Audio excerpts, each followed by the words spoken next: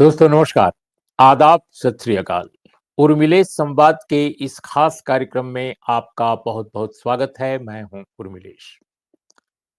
दोस्तों, जिस तरह का भाषण गृह मंत्री अमित शाह जी ने संसद में दिया और उस पर देश भर में जो प्रतिक्रिया हुई, संपूर्ण विपक्ष एकजुट हुआ, संसद से सड़क तक ये मामला उठा, उस पर अब तक बहुत कुछ कहा जा चुका है, बहुत कुछ सुना जा चुका है, बहुत कुछ लिखा जा चुका है, बहुत कुछ पढ़ा जा चुका है। उस भाषण की वो जो लाइन, भाषण बहुत लंबा है, लेकिन जो लाइन है जिस पर काफ़ी चर्चा हुई है और जिसको गृह मंत्री अमित शाह प्रेस कॉन्फ्रेंस करके ये कह रहे हैं कि उनके भाषण को तोड़ा-मरोड़ा गया। लेकिन क्या तोड़ा-मरोड़ा गया, यह भी तो उनको बताना चाहिए था। जैसे ये जो वाक्य है, ये जो सबसे बहुचर्चित वाक्य है पूरे विवाद का, और वो ये कि मान्यवर अब ये एक फैशन हो गया है, अंबेडकर, अंबेडकर, अंबेडकर, अंबेडकर, अंबेडकर, अंबेडकर। इतना नाम अगर भगवान का लेते तो 7 जन्मों तक स्वर्ग मिल जाता। अब ये जो वाक्य कहा गया है, इसी वाक्य पर ज़्यादा विवाद हुआ। कई बार होता है, देश के जो राजनेता अपने हैं, बहुत सोच समझ कर बोलते हैं। जो उनके मन में होता है वो हमेशा नहीं बोलते, जो उनके दिल में होता है वो नहीं बोलते। और ये किसी एक दल की बात नहीं है, सभी दलों में यही हाल है। मन में कुछ और होता है, दिल में कुछ और होता है, बोलना कुछ और पड़ता है, क्योंकि लोकतंत्र है। जनता के मन की नहीं बोलेंगे तो जनता उनको खारिज करेगी। तो जनता के मन का बोलने के लिए नेताओं को अपने मन की बात दबानी पड़ती है, और कई बार मन की बात निकल जाती है। मन की बात कई बार बाहर निकल जाती है। अब मैं नहीं जानता कि इस केस में क्या हुआ, लेकिन यकीनन यही वो हिस्सा है जिस पर सबसे ज़्यादा विवाद है, जिसको लेकर श्रीमान अमित शाह जी कह रहे हैं कि उनके भाषण को तोड़-मरोड़ कर पेश किया गया है और उसके आधार पर विवाद खड़ा किया गया है। लेकिन वो क्या तोड़ा-मरोड़ा गया है, अब तक साफ नहीं किया गया है। लेकिन बहरहाल हम इस विवाद में नहीं जाएँगे, इस पर बहुत कुछ कहा जा चुका है और मैं समझता हूँ कि देश के जो लोग हैं, वो जान चुके हैं या समझ चुके हैं कि असलियत क्या है।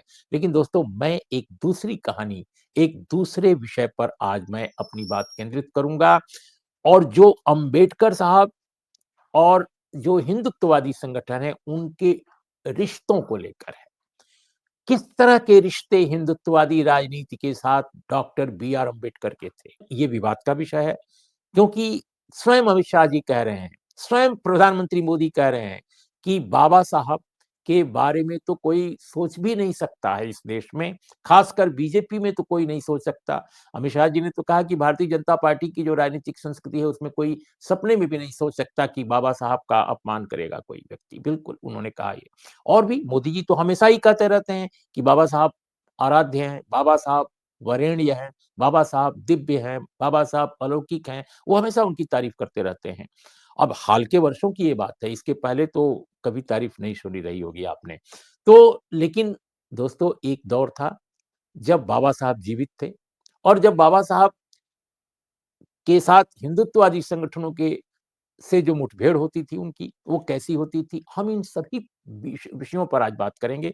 देखिए, जहाँ तक मैं समझता हूँ, जितना अम्बेडकर जी को मैंने पढ़ा है, कॉन्स्टिट्यूएंट असेंबली को जितना पढ़ा है, या उसके पहले कांग्रेस और अम्बेडकर साहब के रिश्तों को जितना समझा है, कांग्रेस पार्टी से बी आर अम्बेडकर के जो रिश्ते थे, वो निश्चित रूप से अंतर्विरोधी थे, इसमें तो कोई दो राय नहीं है।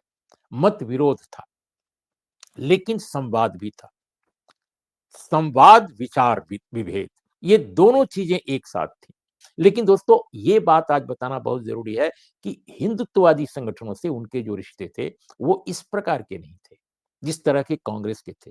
उनके साथ उनके रिश्ते बिल्कुल आमने सामने के थे, यानी दोनों ध्रुव थे, बिल्कुल अलग अलग ध्रुव।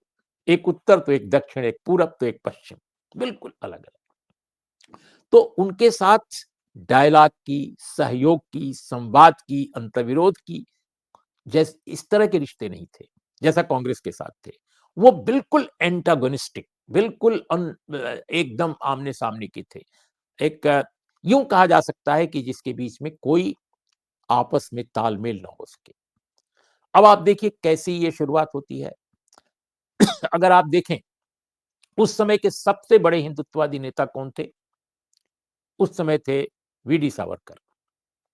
और वीडी सावरकर आज भी जो भारत के हिंदुत्ववादी हैं, भारतीय जनता पार्टी हो, आरएसएस हो या कोई भी संगठन हो, सबके आराध्य हैं, सबके श्रद्धेय हैं। स्वयं प्रधानमंत्री से लेकर गृह मंत्री तक सभी लोग उनको मानते हैं कि वो उनके आदर्श पुरुष हैं। और सरकार चाहे, सरकार की अगर वाक़ई बार-बार कोशिश की है, वाजपेयी सरकार ने की, ये सरकार भी करेगी ही या कर रही होगी। उनको भारत रत्न देने की कोशिश की गई है, वो विफल भी हुई है।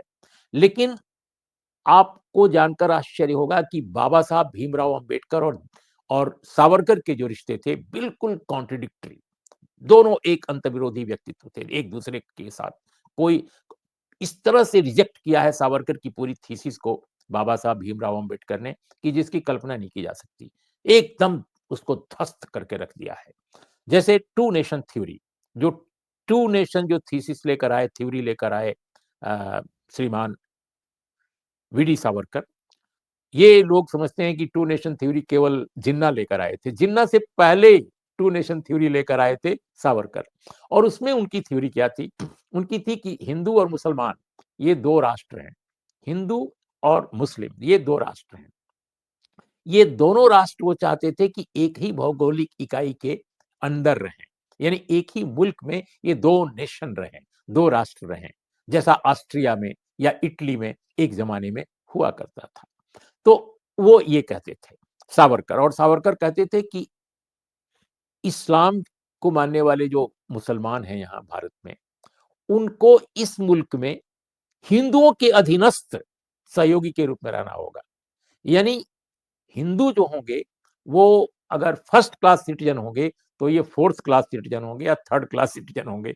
उनका कहना था कि ये इनको और अधिकार तो होंगे, इनकी सांस्कृतिक स्वायत्ता भी रहेगी, लेकिन इनको हिंदू लोगों के अधीनस्थ सहयोगी के तौर पे एक ही राष्ट्र, एक ही मुल्क में काम करना पड़ेगा, 2 राष्ट्र अलग-अलग रहते हुए। इस तरह की बेतुकी बात सावरकर करते थे। इसकी धज्जियाँ उड़ाकर रख दी बी आर अम्बेडकर ने। और बी आर अम्बेडकर ने कहा कि ये जो थ्योरी है, इसके अलावा इसका पूरा हिंदुत्व का जो दर्शन है, सावरकर नाम के व्यक्ति का, ये पूरा देश विरोधी है। और उनको कहा कि इसकी राजनीति और इसकी वैचारिकता इस देश के लिए खतरनाक है। ये मैं अपनी ओर से नहीं कह रहा हूँ। ये बाकायदा खंड 15 बाबा साहब भीमराव अंबेडकर का जो वाङ्मय है, समग्र वाङ्मय, उसके 15वें खंड में ये बाकायदा एक लंबा आलेख है जिसमें सावरकर के बारे में बाबा साहब ने खूब लिखा है। उसमें ये दर्ज है दोस्तों। इसलिए मैं आपको ये ज़रूर कह रहा हूँ कि जो मैं कह रहा हूँ वो बिल्कुल प्रामाणिक है और वो भारत सरकार ने छापा है। और वो जो ग्रंथ है वो आप 15वां खंड उनका देख सकते हैं। लेकिन दोस्तों, इसके बाद भी आप देखिए कि आरएसएस ने बाबा साहब के साथ उसका क्या अप्रोच था। आरएसएस में शुरू से ही कॉन्स्टिट्यूशन जब तैयार हुआ तो उसकी निंदा की गई। नवंबर महीने में ही निंदा कर दी गई। और नवंबर महीने में आखिर में ऑर्गेनाइजर का जो एडिटोरियल था, अग्रलेख था, उसमें उसकी जबरदस्त निंदा की गई। कहा गया कि इसमें ये है, वो है और ये भारतीय इसमें इसका कंटेंट नहीं है उस तरह का। इस एक तरह से ये बाबा साहब भीमराव अंबेडकर की निंदा थी, उनकी आलोचना थी। क्यों? क्योंकि ड्राफ्टिंग कमिटी के चेयरमैन के रूप में बाबा साहब का बहुत बड़ा रोल था। यकीनन कॉन्स्टिट्यूशन केवल उनका बनाया नहीं था। और ये भी मैं मानता हूँ कि बाबा साहब के सपनों का वो संविधान नहीं था या नहीं है अभी वाला संविधान हमारा। लेकिन उनका बहुत बड़ा रोल था इसको ड्राफ्ट करने में। इससे कौन इनकार कर सकता है? प्रिएम्बल में उन्होंने बहुत सारी चीज़ें जोड़ी। एक तरह से प्रिएम्बल उनकी इच्छा उनकी इच्छा शक्ति के कारण बहुत सारे कांग्रेस नेताओं को प्रिएम्बल उनके सामने स्वीकार करना पड़ा जो-जो चीज़ें जोड़वाना चाहते थे। और भी कई मुद्दों पर उनकी चली है। इसमें कोई दो राय नहीं है। लेकिन संविधान को जिस तरह आरएसएस ने रिजेक्ट किया, जिस तरह उसके खिलाफ अभियान चलाया, वो एक तरह से बाबा साहब के खिलाफ अभियान का रूप ले लिया। और दोस्तों, अब मैं आपको संक्षेप में बताऊं कि कैसे हिंदुत्व की राजनीति और अंबेडकर की वैचारिकी बिल्कुल अलग-अलग है। अब संक्षेप में आपको मैं बता दूं कि जो हिंदू राष्ट्र के स्वप्नदर्शी हैं, क्यों बाबा साहब भीमराव अंबेडकर की वैचारिकता के साथ उनका कोई तालमेल नहीं होगा। एक तो ये बात है जो बाबा साहब कहते हैं, और वो 15वें खंड में ही कहते हैं, 365 पेज पर आप देख सकते हैं। वास्तव में अगर हिंदू राज बन जाता है तो ये इस देश के लिए एक भारी खतरा उत्पन्न हो जाएगा। हिंदू कुछ भी कहें पर हिंदुत्व स्वतंत्रता, समानता और भाईचारे के लिए खतरा है। इस आधार पर प्रजातंत्र के लिए अनुपयुक्त है। हिंदू राज को हर कीमत पर रोका जाना चाहिए। ये बाबा साहब भीमराव अंबेडकर कह रहे हैं। अब आप बताइए, बाबा साहब कह रहे हैं कि हिंदू राष्ट्र को हर कीमत पर रोका जाना चाहिए, हिंदुत्व भाईचारे के खिलाफ है, ये बातें कह रहे हैं। और आज के बीजेपी के हिंदुत्ववादी नेता कह रहे हैं कि बाबा साहब उनके आराध्य हैं। तो आराध्य हैं तो आप हिंदू राष्ट्र को क्यों नहीं खारिज करते? मेरा कहना है कि बीजेपी के तमाम नेताओं को एक रेजोल्यूशन पास करना चाहिए कि वो बाबा साहब की विचारधारा के साथ हैं। इसलिए आज से हिंदू राष्ट्र की संकल्पना को त्यागते हैं और अब इस देश में हिंदू मुसलमान नहीं होगा, सिर्फ भारतीय भारतीय होगा। ये बीजेपी के नेता रेजोल्यूशन पास कर दें। पालमपुर में एक मीटिंग कर लें फिर से। पालमपुर बड़ी इंपॉर्टेंट उनकी बैठक एक बार हुई थी, टर्निंग पॉइंट है। तो ये टर्निंग पॉइंट हो जाएगा कि वो बाबा साहब को कहें कि आपको हम मानते हैं और हिंदुत्व की राजनीति से हम अपने को अलग करते हैं। बहुत अच्छी बात हो जाएगी। हम सब लोग इसको बहुत ही एप्रिशिएट करेंगे, पूरे देश के लोग करेंगे। दूसरी बात, वो कहते हैं कि बाबा साहब के हम साथ हैं, तो बाबा साहब तो जम करके पब्लिक सेक्टरवादी थे, जमकर पब्लिक सेक्टरवादी थे। और उनका तो कहना था कि इंडस्ट्री और एग्रीकल्चर सबका एक तरह से नेशनलाइजेशन होना चाहिए और कोऑपरेटिव फॉर्म में खेती होनी चाहिए और जितने लैंडलेस लोग हैं उनको जमीन बांटी जानी चाहिए। बीजेपी इसके ठीक उलट है। वो तो प्राइवेट सेक्टरवादी है, बल्कि यूं कहा जाए कारपोरेटवादी है, क्रोनी कैपिटलिस्ट मार्ग पर चलने वाली पार्टी है। तो फिर आप कहां से मेल खाता है आपका और अंबेडकर साहब की विचारधारा का? तीसरी बात, एकाधिकार, एकाधिकार के वो बिल्कुल खिलाफ थे। आप एकाधिकारवादी हैं। इसके अलावा दोस्तों, ईडब्ल्यूएस जैसे लाया गया, ये तो संविधान विरोधी है। भले ही सुप्रीम कोर्ट ऑफ इंडिया ने उसको संवैधानिक घोषित कर दिया, लेकिन भारत के संविधान में आर्थिक आधार पर आरक्षण का कोई प्रावधान बाबा साहब के समय नहीं हुआ और न बाबा साहब की विचारधारा थी। तो एक ये जो संविधान संशोधन है, आई मीन ईडब्ल्यूएस के लिए 10% रिजर्वेशन इन जो अपर कास्ट के कमजोर वर्गों को देने के नाम पर जो किया गया, वह तो बिल्कुल संविधान विरोधी है। अंबेडकर अंबेडकर चिंतन विरोधी है। इसको आप खारिज कीजिए, खत्म कीजिए। जातिगत जातिगत जनगणना को आप विरोध कर रहे हैं, ये बिल्कुल बाबा साहब की विचारधारा के विरुद्ध है, क्योंकि ओबीसी का रिजर्वेशन जब से हुआ है तब से जातिवार जनगणना की जरूरत है। एससी एसटी की जनगणना पहले से हो रही है देश में, तब उनको रिजर्वेशन में डेटा मिलता है, लेकिन ओबीसी के रिजर्वेशन के बाद डेटा ही नहीं है। तो डेटा नहीं है, इसके लिए जातिगत जनगणना हो रही है, पूरे समाज की होनी चाहिए, ताकि बराबरी गैर बराबरी को खत्म किया जा सके, रिप्रेजेंटेशन मिल सके लोगों को। तो ये जो जातिवार जनगणना का विरोध कर रहे हैं, नहीं होने दे रहे हैं, आप अंबेडकरवाद के बिल्कुल खिलाफ खड़े हो जाते हैं। तो आप अंबेडकर के साथ हैं तो जातिवार जनगणना पर अपना स्टैंड साफ कीजिए।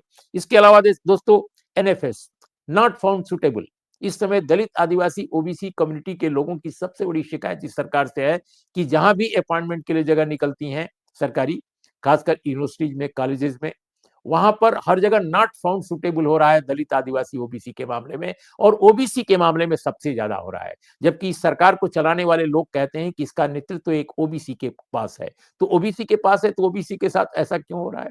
एक तो ये सवाल है। जेलों में एससी एसटी ओबीसी सबसे ज्यादा है, 80% से ऊपर। ये क्यों है?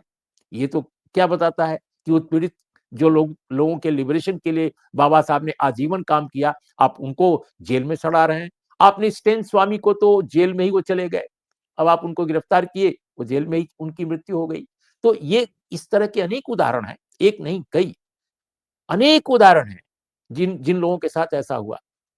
जीएन साईं बाबा, इसके अलावा अभी उमर खालिद से लेकर के और न जाने कितने लोग गिरफ्तार हैं जेलों में। लड़कियां गिरफ्तार थी जिनको अभी कुछ समय पहले जमानत मिली। यूएपीए में तमाम तरह के इस तरह के संगीन अपराधों में निर्दोष लड़कियों तक को, जेएनयू, दिल्ली यूनिवर्सिटी के तमाम इस तरह के क्षेत्रों से लड़कियों को वहां पर गिरफ्तार किया गया। नताशा नरवाल और कई ऐसी लड़कियों के नाम मैं बता सकता हूं। तो ये क्या बताता है कि इस तरह की क्रूरता, इस तरह की निर्मम एक तरह से दमन, इस तरह से जो है वो तो अम्बेडकरवाद विरोधी है। अम्बेडकर की विचारधारा का बिल्कुल निषेध है। तो आप कैसे अम्बेडकरवादी हैं भाई? आप कैसे अम्बेडकर को बड़ी श्रद्धा, बड़ी उनके प्रति आदर रखते हैं? बताइए हमें आप। इसके अलावा आप जो हैं अ, कौन क्या खाए, क्या पहने, अरे भई विविधता की बात है। ये तो सामाजिक विविधता और जीवन शैली की विविधता की बात है, इसके खिलाफ आप हैं। लेकिन आप कहते हैं अम्बेडकर का बड़ा आदर करते हैं। कैसे आदर करते हैं? वो तो कोट, सूट, पैंट सब में पहनते थे। आपको बड़े बुरे लगेंगे अम्बेडकर साहब उस कपड़े में। इसके अलावा दोस्तों एक और बात समझ में नहीं आती कि 6 दिसंबर को ही बाबरी मस्जिद का डिमोलिशन हो गया। अब 6 दिसंबर बाबा साहब का परिनिर्वाण दिवस है। उसी दिन को कैसे चुन लिया गया हिंदुत्ववादियों द्वारा और उस दिन बाबरी मस्जिद ढहा दी गई। आपने बड़ा आदर कर दिया। इतना बड़ा सम्मान, इतना बड़ा आप कहते हैं कि कांग्रेस उनका अपमान करती है, आपने कितना बड़ा सम्मान कर दिया। कमाल की बात है। दोस्तों इसके अलावा भी बहुत सारे इश्यूज हैं कि आप सावरकरवादी हैं, बाबा साहब सावरकर विरोधी हैं, तो ये भी एक कॉन्ट्रडिक्शन है। इसके अलावा दोस्तों इलेक्शन कमीशन ऑफ इंडिया और मीडिया जिस तरह से सत्ता की ग्रिप में आज हैं और स्वतंत्र पत्रकारिता और स्वतंत्र संचालन किसी भी शासकीय या संवैधानिक संस्था का इस समय बहुत मुश्किल हो गया है। बाबा साहब इसके बिल्कुल उलट थे, बिल्कुल इसके खिलाफ थे और उन्होंने इलेक्शन कमीशन के बारे में तो ये भी कहा कि भैया ये एग्जीक्यूटिव के बिल्कुल उसके उसके नीचे काम ना करे, बल्कि एक स्वतंत्र, निष्पक्ष, पारदर्शी संगठन की तरह काम करे। लेकिन आपने इलेक्शन कमीशन का क्या हाल इस समय देख रहे हैं अपने देश में और उसके लिए कौन रिस्पॉन्सिबल है। इसके अलावा दोस्तों बाबा साहब ने बहुत सारे विषयों पर साफ-साफ जो कहा है उसके आज ठीक उलट हो रहा है। तो ऐसी स्थिति में इस सरकार को चलाने वालों का ये कहना कि वो बाबा साहब का बड़ा सम्मान करते हैं, यकीनन आप उनकी मूर्ति पर माला पहनाते हैं, आप धूप दसांग दिखाते हैं, आप टीका लगाते हैं, ये सब आप करते हैं। यकीनन आप संविधान दिवस मनाते हैं, उनकी जन्म जयंती मनाते हैं, परिनिर्वाण दिवस मनाते हैं, लेकिन आप उनकी वैचारिकता को बिल्कुल खारिज करते हैं। आप उस मामले में बिल्कुल गोलवलकरवादी हो जाते हैं, बिल्कुल सावरकरवादी हो जाते हैं। तो गोलवलकरवादी, सावरकरवादी अगर आप हैं, तो आप अंबेडकर का सम्मान कहाँ कर रहे हैं? अंबेडकर तो बिल्कुल उसके उलट हैं। और मैंने गिना कर रख दिया कई चीजें आपके सामने और भी बहुत सारी चीजें हैं। इस छोटे से वीडियो में सब कुछ नहीं कहा जा सकता। अगली बार हमारे वीडियो में अंबेडकर साहब और अन्य पार्टियों के रिश्तों को लेकर खासकर संविधान सभा से जुड़े विषय पर हम एक अलग कार्यक्रम करेंगे। तब तक हमें इजाजत दें। नमस्कार, आदाब, सत श्री अकाल।